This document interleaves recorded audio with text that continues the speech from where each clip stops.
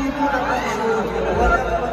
Oo, pero syempre, meron magpapakilig sa stage ulit, and that is The excitement and the energy is so real.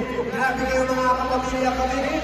Ibang level lang kasi yan. Ngayon, magkakasama tayo lahat. At may isa pa good news para sa mga kapamilya natin dito sa US. Mga batang people, your Majesty Vice Ganda is coming to you this September.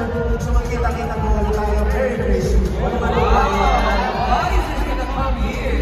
Yes! At mga kapamilya, as always, an honor for us na maibahagi sa inyo ang aming mga talento.